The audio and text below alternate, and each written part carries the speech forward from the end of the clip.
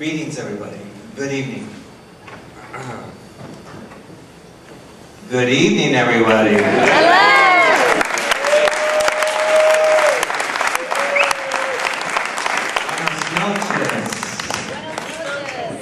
Hello. Buenas noches. Buenas noches. Eric, incredible job on that. Clearly, I belong in the same asylum. Wow. I just got in last night, and so I'm a little worse for the wear. But yeah, I'm so happy that all of you are here. Thank you so much for being here. I'm really moved, and it's just absolutely incredible, the outpouring of love and support from you all. I have so much gratitude and appreciation for your support and for your love. Thank you. You give me the strength, you give me the courage to continue with this fight. With you by my side, I really feel like that I'm never going to give up. I'm going to keep fighting this fight. So thank you.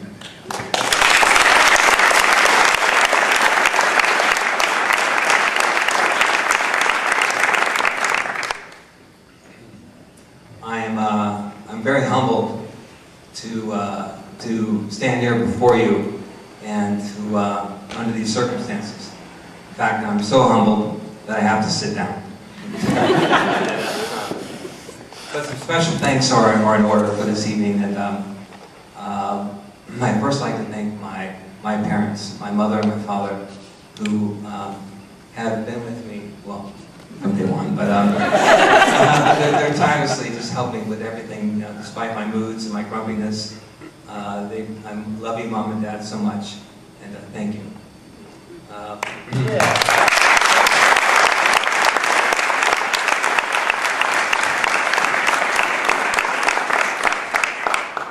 And this event, the genesis of this event, came about 4 or 5 months ago, and some friends of mine, 6 buddies, gathered and encouraged me to do this, despite my reluctance and resistance from my ego.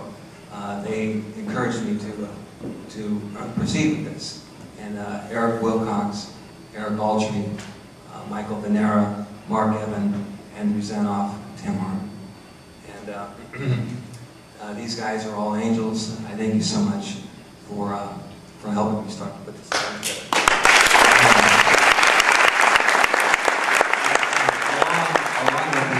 Can you guys stand up, please? Yeah. Yeah, stand up.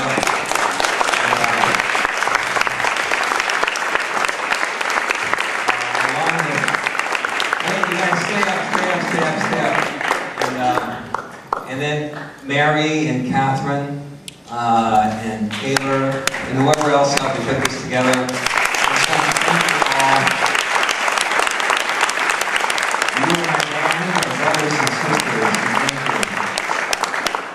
Special thanks to my sister Mary, who is really the hub of the deal.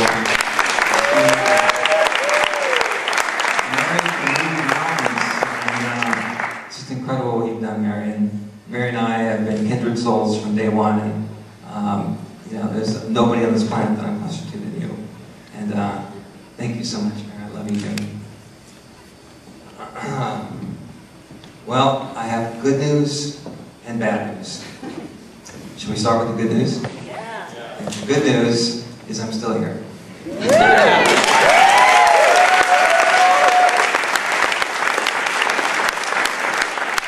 said Monty Python, I'm not dead yet.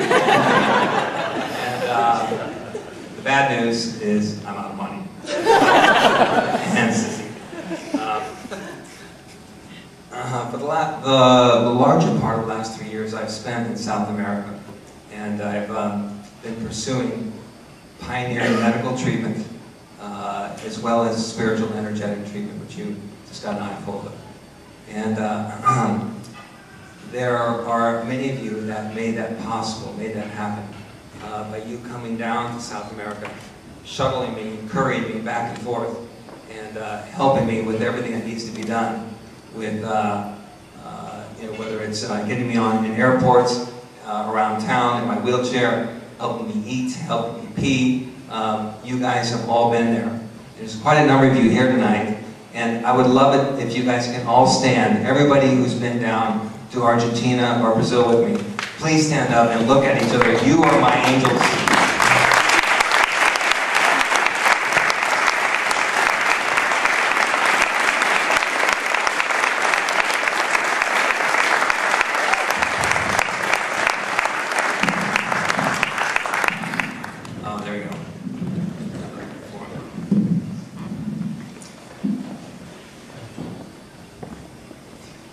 I'd like to give a special thanks to, maybe just a little bit of more, to Leslie and JP Terriot. They made me a part of their family down in Argentina and took me under their wing and really made Argentina a phenomenal experience for me. And please stand up at JP and Leslie. And these guys have done so much for me. And I'll never forget them. I love you to the bottom of my heart. So, I'd like to share with you a few thoughts. And rule number 1, no crying on stage. No blubbering. No, I'd like to talk why I feel like I'm still alive today, and why I feel like I'm going to continue this fight, and what keeps me going. There are 3 interrelated concepts of, or forces, if you will, of faith, of hope, and love. And faith is the domain of the soul. It's the connection with God. Hope, for me, is more the domain of the mind, of medicine, and of science. And love is the domain of the heart. My faith is in God. My faith is in the divine. In South America, the people of South America, as you heard me blubber about in that film, they've taught me a lot.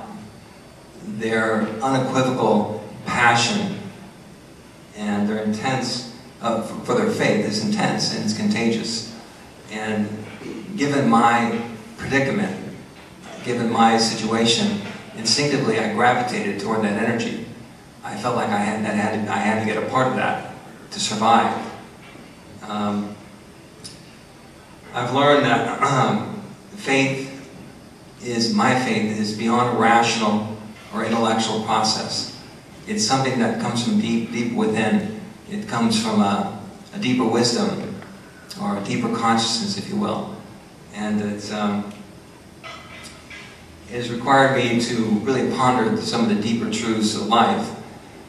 Namely, why are we here? What is this all about? What are we here to do? What happens when we die? Who created all this?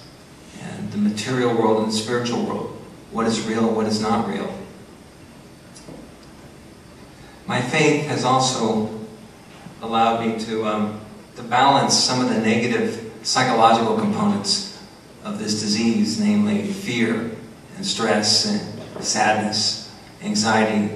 I've been able to balance that by my faith. I've been able to counterbalance it and keep some mode of sanity.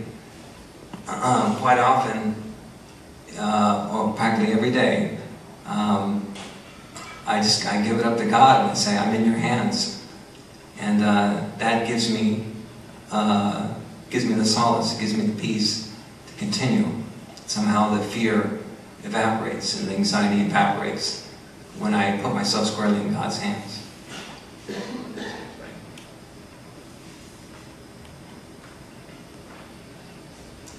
I feel like my faith has allowed me to live 2 years beyond what my doctors told me I'd be living for. And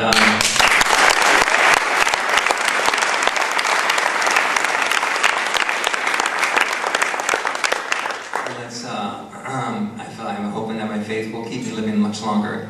And now is when we begin to chant, 4 more years! 4 more years!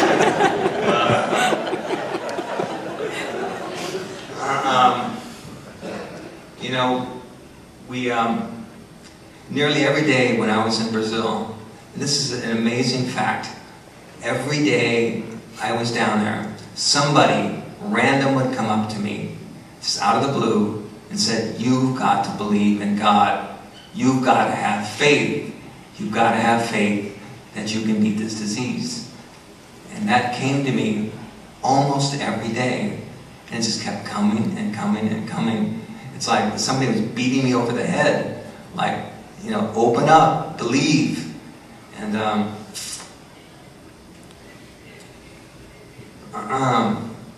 faith reminds me that we're all connected to one another. That we're not separate. And that we're really part of something bigger beyond the material world. Suffering.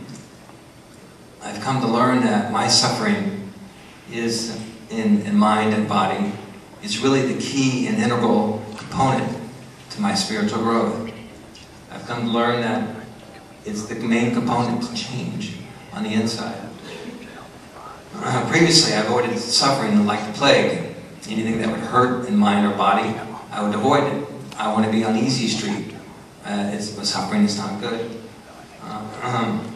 But now I've been forced to climb a treacherous mountain. And this mountain is steep.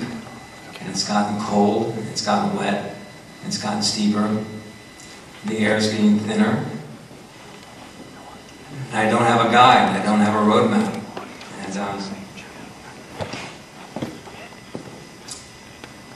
And somebody's filling my pack up with heavier rocks. So it's getting harder to get up this mountain. This has required me really to look inside, to evolve from the inside, to cope with the challenges on the outside, and to navigate my life from an entirely different perspective with a new set of tools. And getting to the top of the mountain can really take on different meanings, different forms. And I think it's ironic that we avoid the suffering so strongly, yet it's the #1 catalyst to awaken the soul and to discover the deeper truths of who we really are. So from the spirit to science and to the mind, hope and esperanza. There are new developments every day and for neurological disease. Stem cells making great strides daily from all over the world.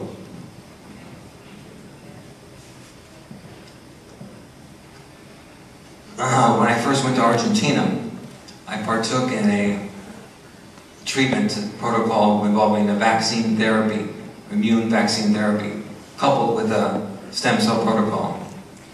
I hope that some of that had some benefit, and I hope that's why in part I'm still here today. But it was very primitive. The techniques, and they've evolved significantly since that time. And I still think that the stem cell and the treatments have a long way to go before they find a cure for this disease. But I've been asked to partake in a new stem cell, bone marrow stem cell protocol by a team of doctors from Israel. They're going to come over here and perform this, and I think the science is promising. And I'm hopeful that it's going to help me. The protocol will involve extracting bone marrow from my hip bones. That then will be shipped back to Israel in the labs where they will culture that for 5 weeks in hopes to grow and differentiate those stem cells into neurons, nerves. Fly the material back, insert it intrathecally into my spine, in hopes that it takes hold and I'm able to start growing new nerves in my body. I want you to know that your generosity and your love is going to help fund that effort. So thank you.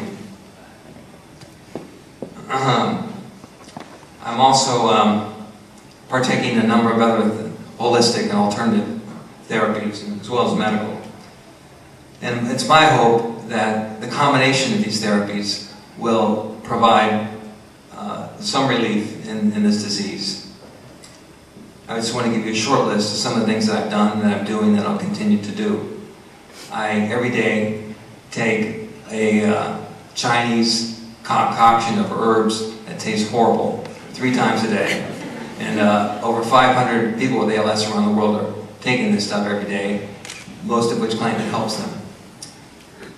I take a whole host of supplements and vitamins daily in hopes to support my immune system and to generate nerve growth.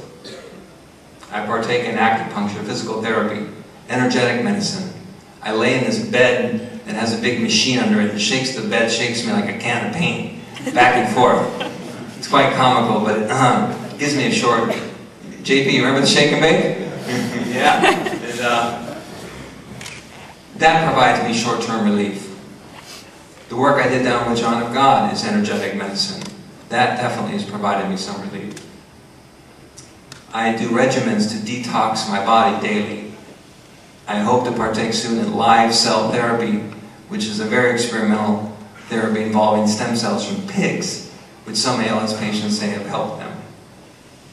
I do intravenous antioxidants, glutathione and phosphatidylcholine.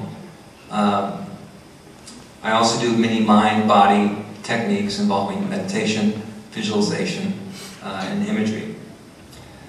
The hope here is that as I cluster these different therapies, I discard what I think is working for me. I hold on to what I think is, I discard what I think is not working, and I continue to try new things I think that help me. I know there's no silver bullet. I know that there's not a knockout punch. But maybe, just maybe, I can happen upon the right combination of therapies that turns this thing around. From the mind to the heart, love. Giving and receiving, love, bar none, is the best medicine in the world. Without a doubt. Giving love. I've had an opportunity to be of service, despite my condition.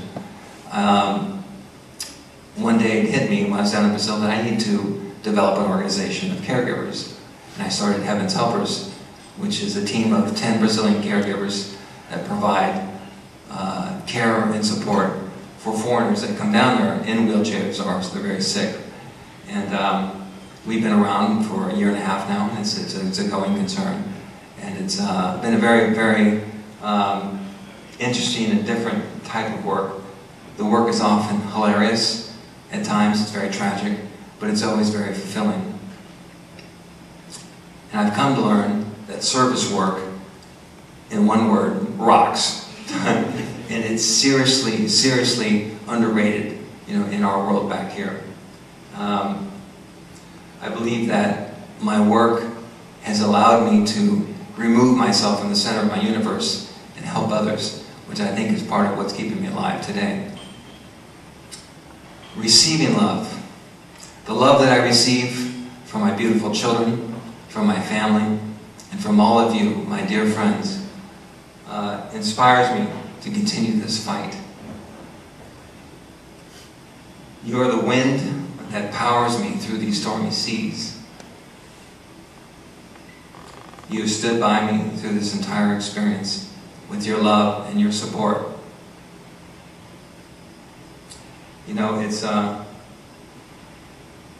It's your energy that keeps me going. And with you, I don't feel like a guy in a wheelchair. I feel like someone special who's loved. And I want to thank you from the bottom of my heart for all the love and support that you've given me. Thank you.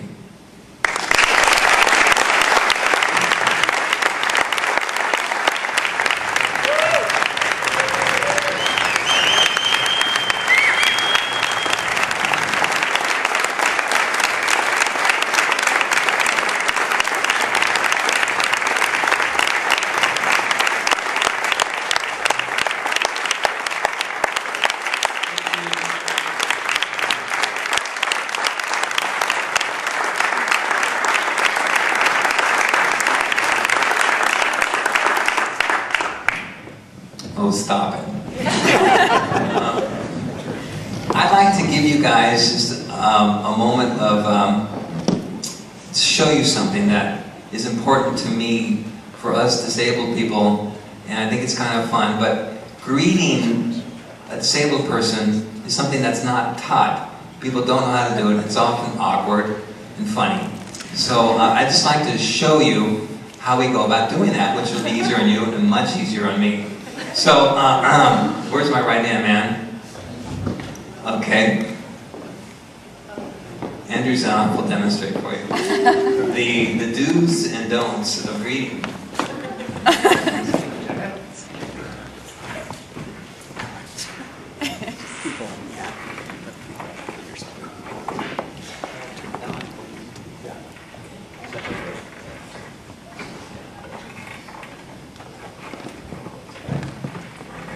Okay, so you come upon a disabled person and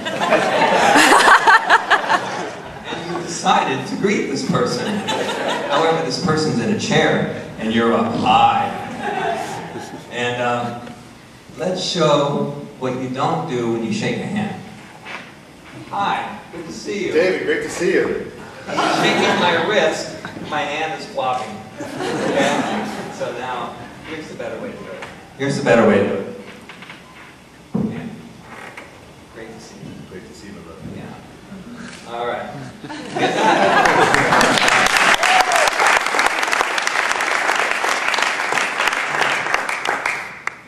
And now, if you feel inclined to hug this person, if you really feel the affection pouring out, and, here is what you don't do. Andrew. David. Hug. We can do that better. Okay, so here's what you do.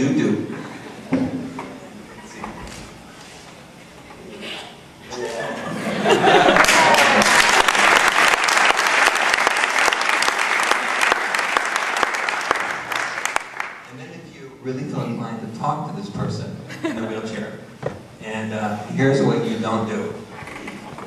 It's great to see you, buddy. Hi! You're up so high. It's great to look down at you. I feel very small right You now. look small, buddy. Okay, here's what you do.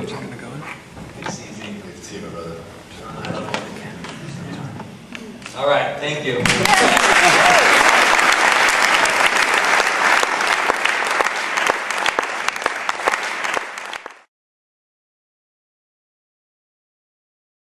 Research in California is a friend of David and David's family. Shortly after chairing the Proposition 71 committee to authorize funding stem cell research in California, Time magazine honored Bob as one of the 100 most influential people of the year in 2005. Soon after, Scientific American named Bob one of the Scientific American top 50 as a leader shaping the future of technology. Bob's not able to be here tonight, obviously, but he's asked that his message be read, so onward. Good evening. It is an honor to be asked to share a few words with this very special group of David's friends and family tonight. I wish that I were able to deliver this message to you in hope, a message of hope to you in person. I met David in 2003 when he and his parents, John and Genevieve, joined a small but brave and passionate group of patient advocates to campaign for the passage of Proposition 71 to provide $3 billion for stem cell research in California. David's willingness to lend his support to the stem cell effort in the midst of his own battle was an incredible source of inspiration. Like many patient advocates, I became interested in stem cell research when my son Jordan was diagnosed with juvenile diabetes at age 11. I learned that stem cell research has the potential to cure, treat, or prevent over 70 areas of chronic disease and injury, including juvenile diabetes and ALS. There are some incredibly exciting advances in the research thus far. For example, at UC Irvine, rats paralyzed by injury to the spinal cord have been treated with embryonic stem cells and regained function in their hind legs and tails. UC Irvine's research is expected to move next into human clinical trials. This is an exciting time for stem cell research. It is my belief that California's commitment to stem cell research science has impacted other states and other countries around the world. They are committing large amounts of research funding for stem cell research. This should help to accelerate the science globally and move us more quickly to prevention, treatment, and cures. We continue to give hope to the millions of Californians and millions of Americans who believe in the promise of stem cell research, who believe, like I do, like David and his family do, that stem cell research will reduce the future of human suffering. Thank you, Bob Klein.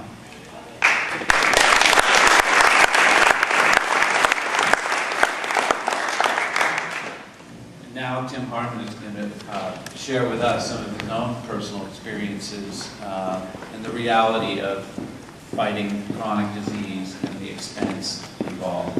Great. Thank you, Adam. First of all, I just really want to thank Mary for her incredible efforts in organizing this tonight. She gave us a lot of credit, us guys, but I can say that the 6 of us took about 3 weeks just to organize where we were going to go for dinner to talk about organizing the event. It wouldn't have happened without Mary. She's amazing, and David, you're just so lucky to have such an incredible sister. She's a blessing.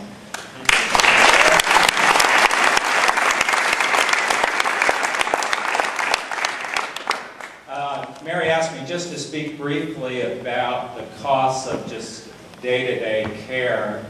Several years ago, our daughter was diagnosed with type 1 diabetes, and which required fairly extensive care. And we needed a night nurse, someone who would help take care of her at night to check her blood, which at that time we had to check her quite a bit and fairly often. It was more than we could handle staying up all night to check her.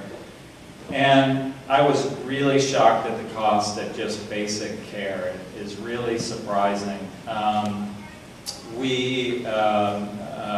Having someone for 8 hours a night, every day of the week, every week of the year really adds up. We had someone in just 8 hours a night over the course of the year, and the cost added up to be about $50,000 to $60,000 a year. David obviously needs much more care than that, and everyone in here can do the math, that if it's instead of 8 hours a day, it's 24 hours a day, 7 days a week, 52 weeks a year. It's in the range of $150,000, $160,000, as much as $200,000 a year. That's just basic day-to-day care that doesn't include any of the medical treatments, doesn't include any of the other therapies and other things he's doing just to take care of himself. It's a lot of money. It was a shock to me, and I simply had no idea. So it does cost a lot. Lastly, I just want to say that, you know, David's inspiration, his optimism, his spirit is an incredible gift to us, and I hope tonight that we can all give him something back, because he deserves it.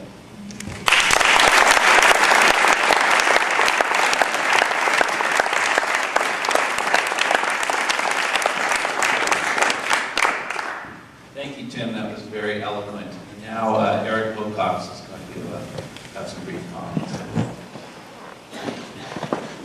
Hi all. David, it was really a pleasure putting together that video. I was able to go through hours of what mostly was Andrew's video from South America, and lots of photos.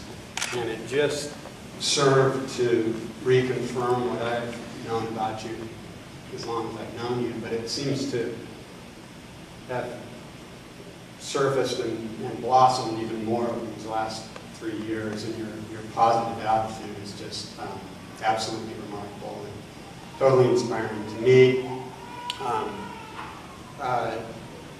You know, some of these video clips that I was going through, you just are finding the positive aspects of whatever moment you're in.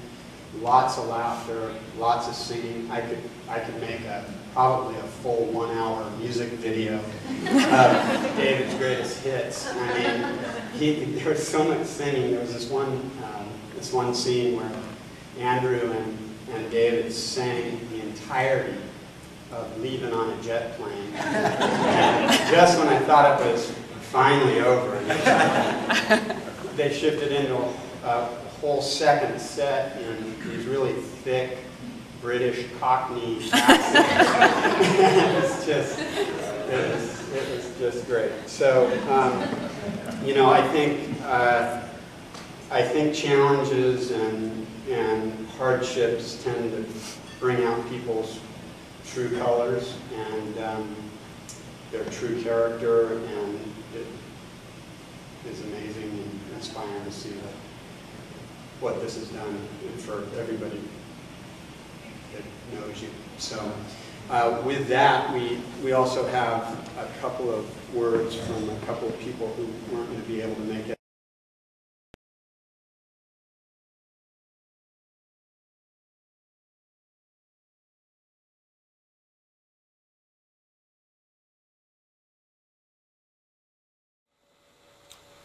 Good evening.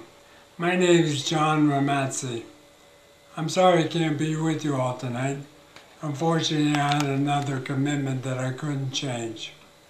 When Mary asked if I could say a few words regarding David's unending support to others that also have ALS, I anxiously accepted. David and I have a ton of things in common, but perhaps the most unfortunate one is that we both have ALS. I was diagnosed with ALS in August of 2005. Immediately upon receiving the news, my wife and I hit the internet to learn more about the disease and search for any possibility that may be out there that held some ray of hope for a cure. We ran across David's name in several places and ultimately found out that he lived right here in Larkspur, just a stone's throw away from our home in Petaluma. Without any hesitation, David agreed to meet with us to share all the knowledge that he had acquired over the last several years regarding ALS, ranging from Chinese herbs, stem cells, a Brazilian spiritual healer, to supplements, and on and on. David is truly one that has left no stone unturned. He's been a tremendous inspiration to me, as well as being a library of knowledge for myself, as well as a countless number of others. I continue to be amazed at his relentless attitude. On behalf of the many hundreds of ALS patients from around the world that I know that David has either spoken personally with or communicated through email, I want to thank you. And for me personally, David, I look forward to seeing you soon, and I dream about the day that we will both be able to say that we used to have ALS. Never give up.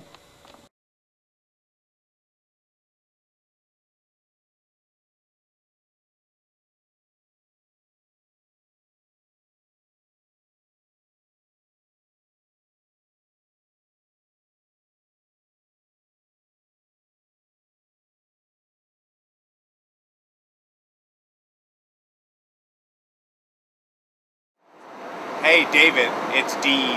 How are you?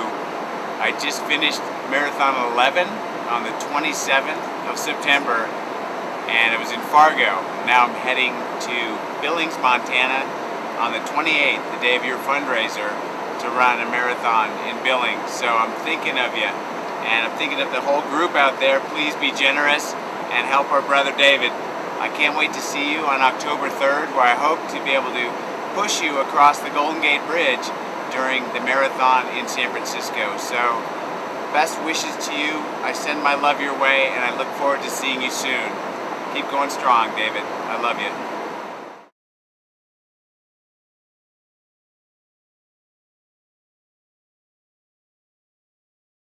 How appropriate that we have Dean Karnassus as our last testimonial. You could say this is where the rubber meets the road. My name's Adam, and I'm an old friend of David's from our good times at college in Berkeley. And I am privileged and honored to be here talking to all of you on behalf of David. And I'm about to break rule number 1, but I'm going to power right on through it.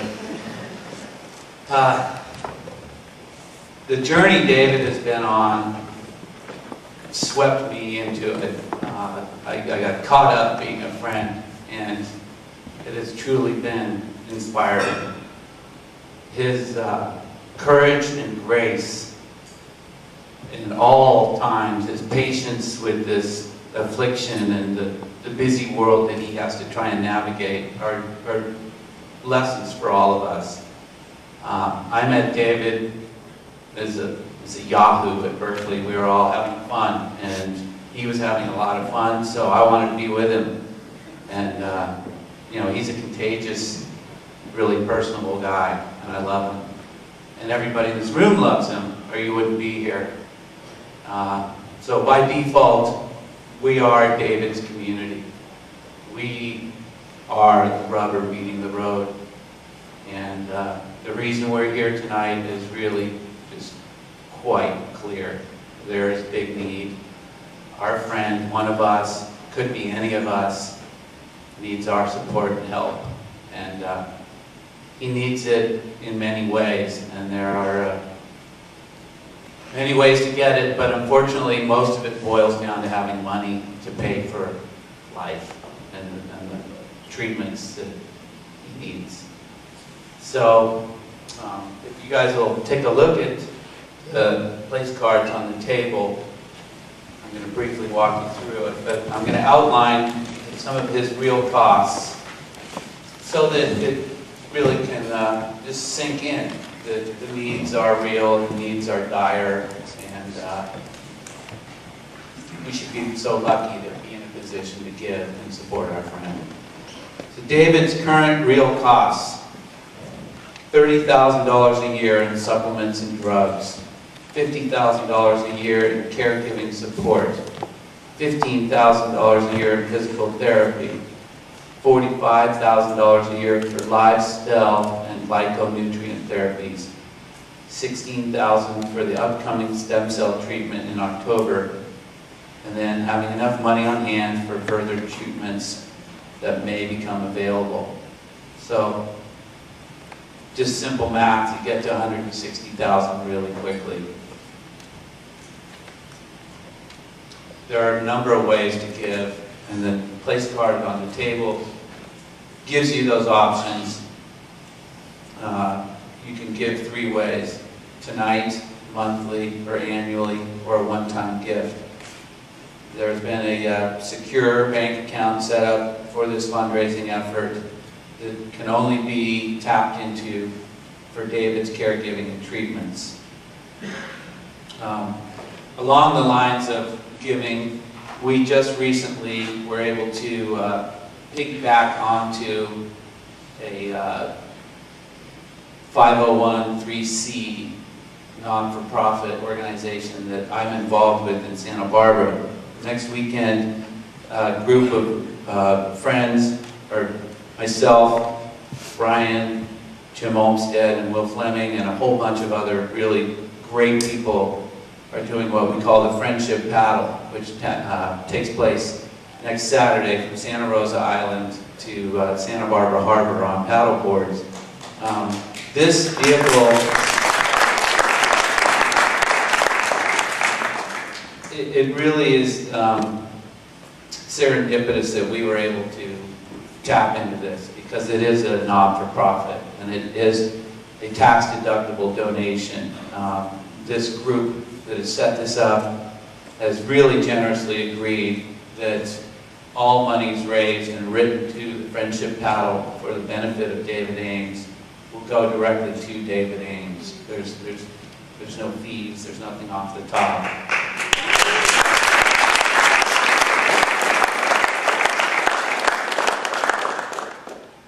So with that little added incentive,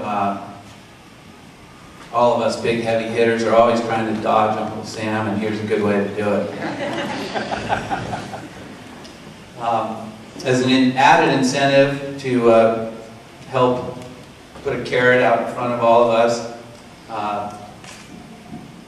there is going to be a random drawing of the top 10 donors this evening to possibly get to go and live large in a really special place that was generously donated by Kevin Lake. And it's a super sweet pad over on the Big Island in Hawaii. And briefly, I think we have a slideshow really quickly to outline the luxury and the ambiance of this place. So add that as an added incentive. Here's a brief description. Do we have pictures? Yeah, we got some pictures here. This is the part where I'm supposed to bitch slap you because you should already have it queued. Goddammit. This is Hollywood, Eric, man. It's tough. It's my first job. We're saving money. We didn't hire pros. Okay, we appreciate it. So, Hualailai Villa is a 3-bedroom, 3,000 square foot villa at the Four Seasons Resort, Hualailai, on the Big Island. There it is. Okay. We got it. It's on the Hawaii's Kona Kohala coast. It's a luxury villa with sophisticated, comfortable elegance, spectacular ocean views.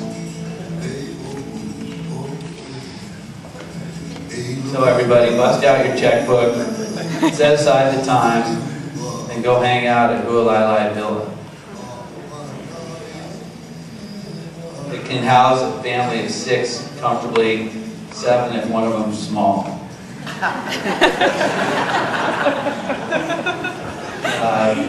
On the property, you have access to Jack Nicklaus Golf Course, the Hualailai Four Seasons Resort Spa, and the 5 gourmet restaurants on the resort campus.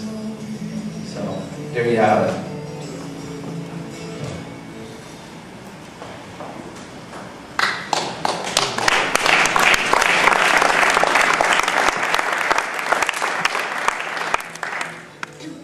So that sort of concludes our evening. We're all encouraged to stick around and continue to share the love. We've got Tim Bloom with some of his special music, and everybody please stick around and feel comfortable and share the love.